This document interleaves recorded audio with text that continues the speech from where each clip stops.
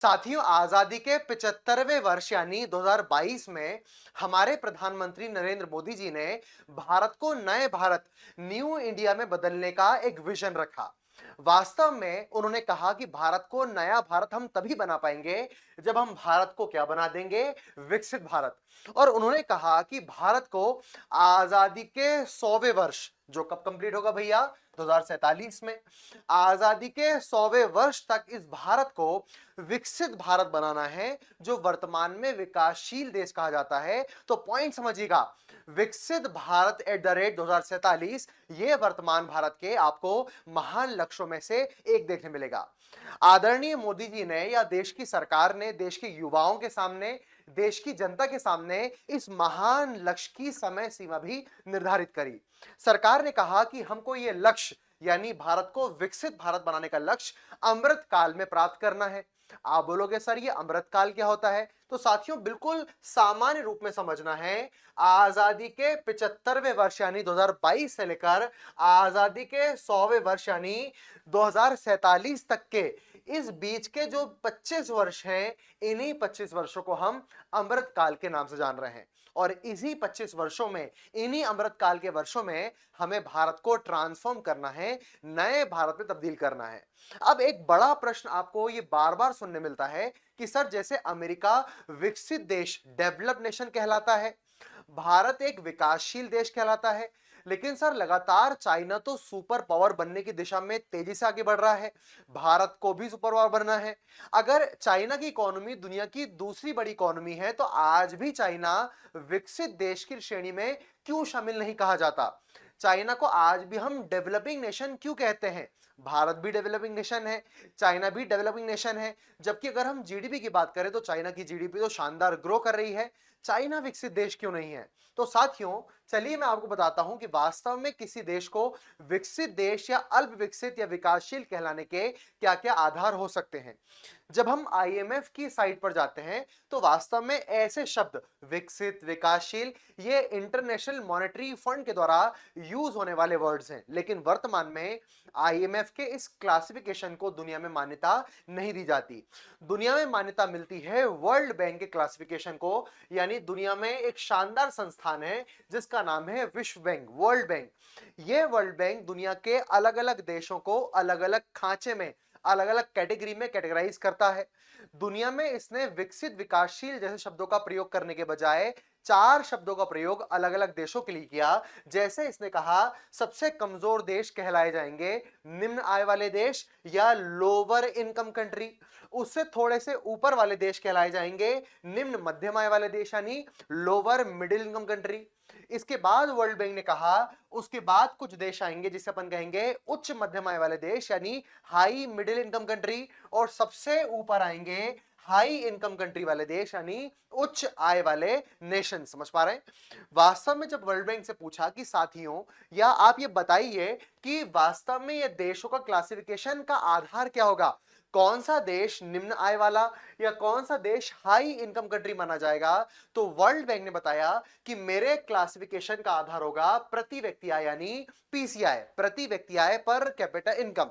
अगर हम प्रति व्यक्ति आय निकालने के एक सामान्य फॉर्मूले के बारे में बात करें तो प्रति व्यक्ति आय निकालने के लिए आपको उस देश की राष्ट्रीय आय और उस देश की जनसंख्या को डिवाइड करना पड़ता है, राष्ट्रीय आय बटे में जनसंख्या, और आपको देखने मिल जाएगी प्रति व्यक्ति आय।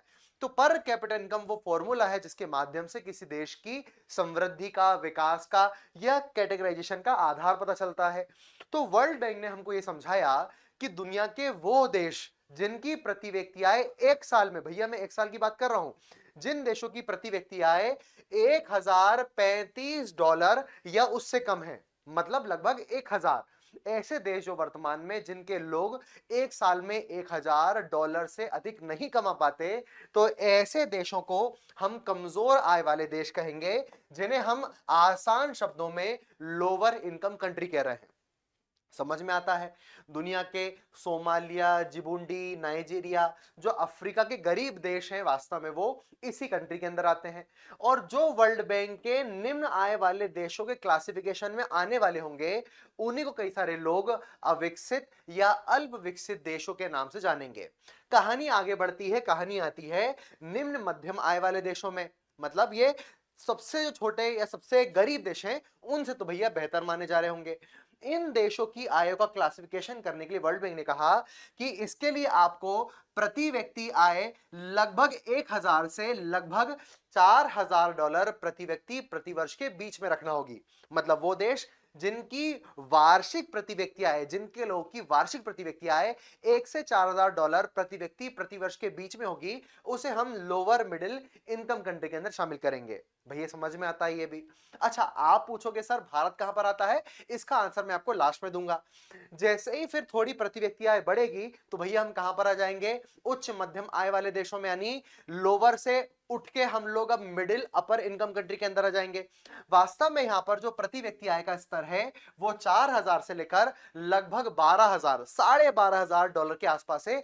एग्जैक्ट मामला आपको देखने मिल रहा है। ऐसा मान के चलो, जो देश के लोग 4 से $12,500 प्रति व्यक्ति प्रति वर्ष के बीच में कमाएंगे उन्हें हम अपर मिडिल इनकम कंट्री यानी उच्च मध्यम आय वाले देश कहेंगे। समझ पा रहे हैं?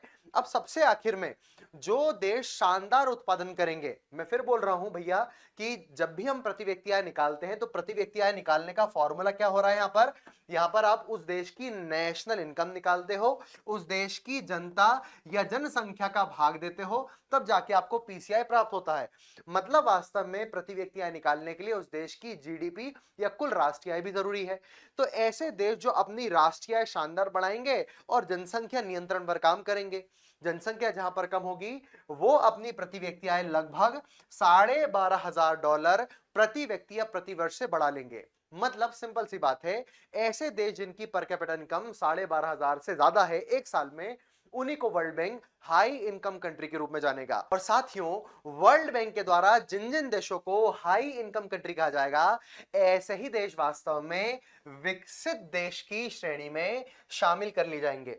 तो विकसित देश कहलाने का अगर आपको वर्ल्ड बैंक का फॉर्मूला जानना है तो केवल एक बात जानो कि आपकी प्रति व्यक्ति आय $12,500 प्रति व्यक्ति प्रति वर्ष से अधिक होना चाहिए। अब सबसे बड़ा प्रश्न यह निकल के आता है कि सर वर्तमान में अमेरिका को आप कौन सा देश मानोगे, चाइना को कौन सा देश मानोगे? और अभी भी हमने वर्ल्ड बैंक का क्लासिफिकेशन तो पढ़ लिया, लेकिन भारत को विकासशील, चाइना को विकासशील माना जा रहा है, इसके पीछे क्या राज छुपा है?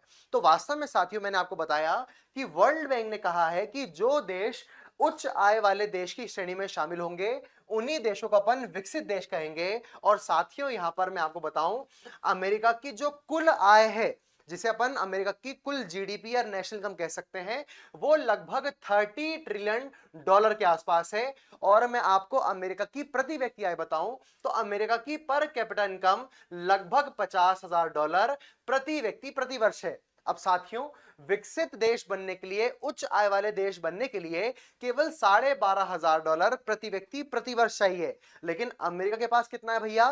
$50,000 प्रति व्यक्ति प्रति वर्ष। तो ये तो सुपर विकसित देश माना ही जाएगा। अगली हम बात करते हैं चीन की। भैया चीन की जो कुल राष्ट्रीय आय, कुल जीडीपी है, लगभग $20 ट्रिलियन के आसपास है। लेकिन अगर हम चाइना की प्रति व्यक्ति आय की बात करें तो चाइना की प्रति व्यक्ति आय लगभग $11,000 प्रति व्यक्ति प्रति वर्ष है। अगर मैं इस पूरे के पूरे कैटेगरी में चाइना को फिट करूं तो देखो, चाइना उच्च आय वाले देशों में नहीं आता, चाइना आता है उच्च मध्यम आय वाले देशों में, क्योंकि ये कैटेगरी कहती है कि भैया 4 से 12,500 के आसपास में आपका मामला रहेगा। और पॉइंट समझना, जो देश इस कैटेगरी में आएंगे उन्हें हम विकसित देश नहीं, उनको हम विकासशील देश के नाम से ही जाएंगे। मतलब विकसित देश बनने के लिए तो भैया आपको 12,500 क्रॉस करना पड़ेगा।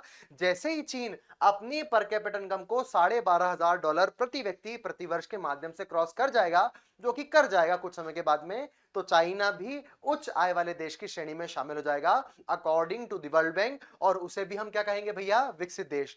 डोनाल्ड ट्रंप बार बार यही प्रश्न उठा रहा है कि चीन को भी विकसित देश बनाया जाए, ताकि वो जो फायदा उठा रहा है विकासशील देश के नाम पर, गरीब देश के नाम पर, छोटे देश के नाम पर, उससे वो फायदा छीन लिया जाए। खैर, अब भैया मैं भारत की बात करता हूं। आप पूछोगे हमारा प्यारा भारत कहां पर आता है? तो भैया भारत की जो जीडीपी है, लगभग आप उसको बोल सकते हो $4.187 ट्रिलियन डॉलर के आसपास आपको भारत की जीडीपी देखने मिलेगी। लेकिन अगर भारत की प्रति व्यक्ति आय का सवाल है तो लगभग $2,500 प्रति व्यक्ति प्रति वर्ष आपको भारत की पर कैपिटा इनकम देखने मिलेगी। अब सीधी बात है, अगर भारत की प्रति व्यक्ति आय $2,500 के आसपास है तो ना तो हम अपर इनकम कंट्री में आएंगे ना अपर मिडिल इनकम कंट्री में आएंगे, भैया हम आ जाएंगे निम्न मध्यम आय वाले देशों में, क्योंकि इसमें 1,000 से 4,000 का पैमाना अपनाया जाता है। मतलब वास्तव में वर्ल्ड बैंक क्लासिफिकेशन के आधार पर हम निम्न मध्यम आय वाले देश हैं, और निम्न मध्यम आय वाले देशों को भी विकासशील देश कहा जाता है, क्योंकि विकासशील देश मध्यम आय वाले देशों की दो ब्रांच से ही होकर निकलते हैं। तो चाइना यहां पर आता है, भारत यहां पर आता है, लेकिन आईएमएफ या सामान्य प्रक्रिया में दोनों को विकासशील माना जाता है। लेकिन वर्ल्ड बैंक कहता है कि विकासशील शब्द अच्छा नहीं है, यह शब्द यूज करो। अरे भैया, इससे जो कम पर कैपिटा इनकम दर्शाएंगे तो वो तो निम्न आय वाले देशों में आ जाएंगे। हालांकि वर्तमान में तो बांग्लादेश उजड़ चुका है, लेकिन कई बार बांग्लादेश पर कैपिटा इनकम में कुछ समय पहले तक भारत से आगे रहा है।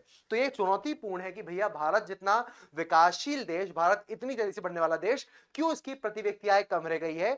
इस मुद्दे पर विचार करना चाहिए। साथियों, एक और बड़ा प्रश्न ये उठता है कि हमने देखा कि मोदी जी कह रहे हैं कि हमें 2047 तक अमृत काल के दौरान भारत को विकसित भारत बनाना है, विकसित देश बनाना है। और मैंने आपको बताया कि विकसित देश बनने के लिए हमारी प्रति व्यक्ति आय कितनी होना चाहिए? $12,500 या उससे अधिक। और वर्तमान में भारत की प्रति व्यक्ति आय कितनी है? लगभग $2,500 प्रति व्यक्ति प्रति वर्ष।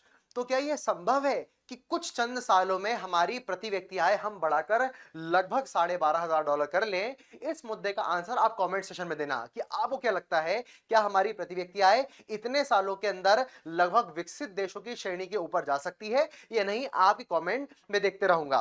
वास्तव में जब मेंस के टॉपिक की हम चर्चा करेंगे डिटेल्ड में विकसित भारत, तब मैं आपको इसका आंसर भी दूंगा कि क्या भारत विकसित भारत बनने वाला है या नहीं। आप जुड़े रहिए इसी प्लेटफॉर्म के माध्यम से।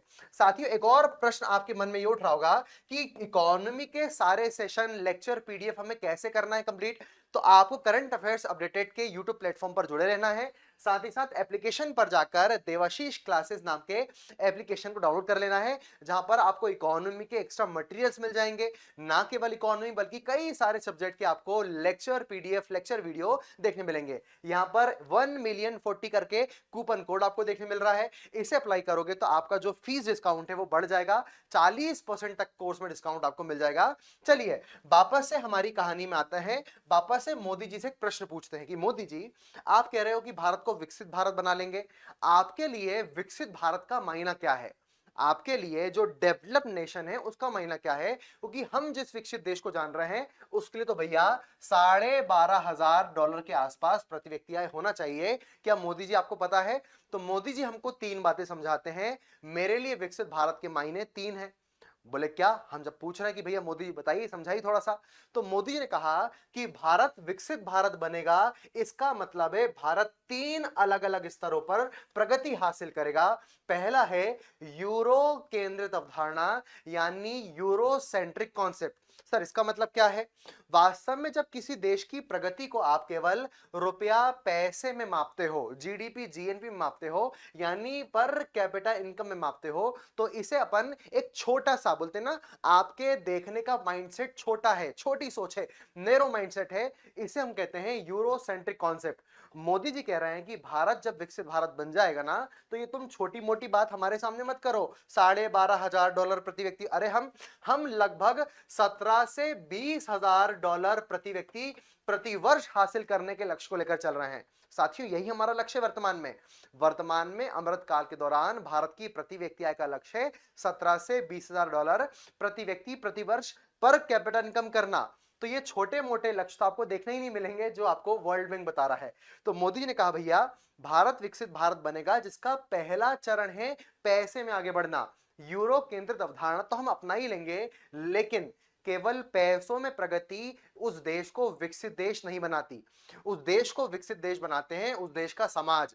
क्या उस समाज के अंदर महिलाएं सशक्त हो पाई हैं? तो भैया जब भारत विकसित भारत बन जाएगा तब केवल पैसों में, पर कैपिटा इनकम में भारत आगे नहीं जाएगा। भारत के अंदर महिलाओं को समान अधिकार मिलेगा, महिलाओं को अर्थव्यवस्था में भागीदारी मिलेगी। ना केवल महिला, समाज का हर एक तबका जो वंचित है उसको आगे बढ़ाने का प्रयास किया जाएगा। हेल्थ एजुकेशन पर काम किया जाएगा, भ्रष्टाचार को खत्म किया जाएगा।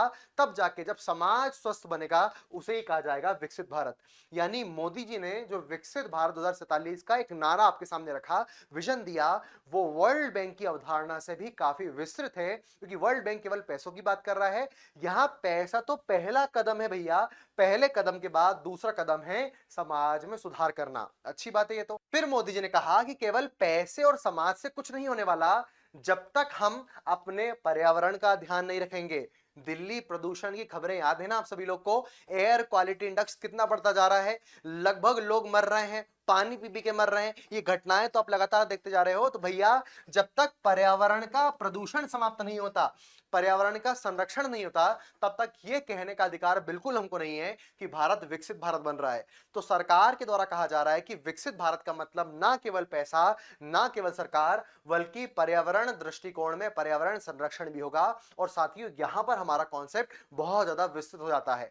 यहां पर भारत का विकसित भारत के मायने दुनिया के सारे देशों से बढ़ जाते हैं, क्योंकि अब हम समाज, पैसा और साथ ही साथ पर्यावरण को साथ में लेकर चलने की बात करते हैं, सतत संपोषणीय विकास की बात करते हैं। तो केवल अपनी पर कैपिटा इनकम को नहीं बढ़ाना है, बल्कि महिलाओं का समावेशन करना है, बुजुर्गों का समावेशन करना है, और आपको एयर क्वालिटी इंडेक्स का भी ध्यान रखना है।